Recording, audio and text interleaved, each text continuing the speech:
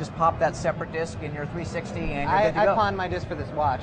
Did you? Yeah, I did. Then that extra disc is going to be great. But really, that disc is all about delivering these 3 brand new maps. Well, let's run into a firefight here and just see how that works. Sure. Easiest way to show off firefight is to just jump into the theater really quick. I've got a good, safe film here, so we'll just fire that up. So if you can just explain briefly what this mode is. This is a cooperative mode, correct? Yes, this is ODST's cooperative game mode. Again, you can play campaign cooperatively, but if you just want to jump into the sandbox really quickly with your friends and experience high-intensity action from the get-go, Firefight's what you want to choose.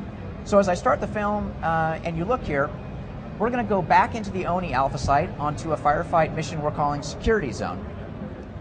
And as the film starts here and gets loaded up, I'll let it play for a second and then break the camera out and show you where you are. So we'll just fight up a little bit and pause, disengage the camera, and fly up here. And you'll see I'm now looking at the bridge that we just blew up. So it would be beyond the wall, and this is what it would look like if you'd fought past the wall into the ONI interior. So a really nice wide open arena. You and your ODST squad are going to be up here on the high ground defending that position.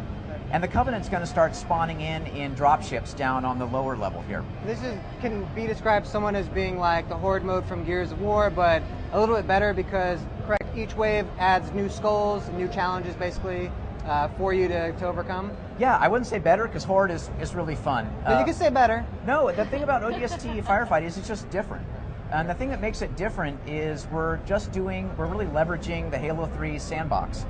So you not only have vehicles. On Firefight maps, some would come with Warthogs and Ghosts. You're free to jump in those and drive them around. Of course, all the great AI is there too from Halo 3.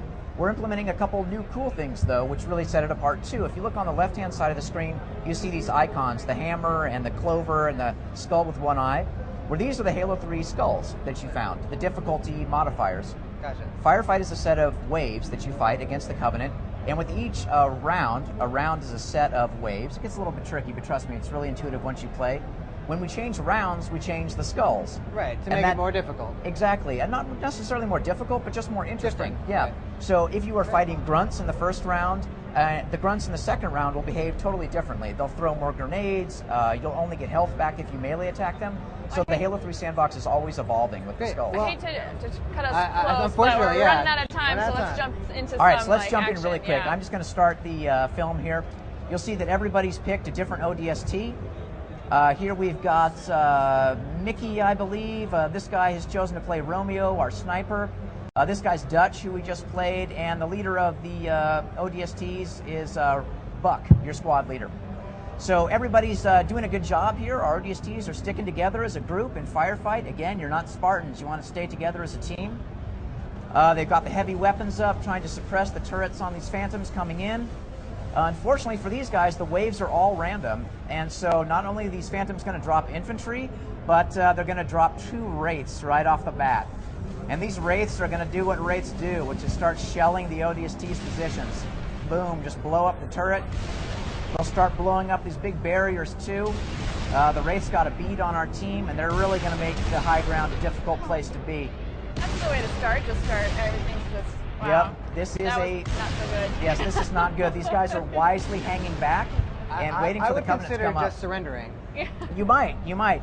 Luckily, this random drop gave us a grunt squad to start off the first wave of the first round. The guy with the turret is immediately going to work, taking down grunts. If I switch back to the perspective of Buck here, you'll see that he's not firing his rocket launcher at the grunts. Always a smart thing not to do. And this is where we really start to show off the scoring element. We've brought Halo 3 campaign scoring into Firefight. Right. So if I switch over to Mickey here, you'll see that as he takes down these grunts, he's going to get scores for headshots. And since he kills the enemies quickly, he's going to get an overkill medal too. You can see up on the right-hand side of the screen, the top score, 3760, is the team score. Mickey's score is down below. And at the end of the match, in the post-game Carnage report, you'll see all the medals and points added up. You can compare it with your friends. Great, looks great. Thanks so much for stopping by. Yeah, you bet. Thanks for having me. Thank you so much, guys. Now we are just getting started with our IGN at E3 2009 live coverage. Stay tuned for new looks at Ratchet & Clank Future.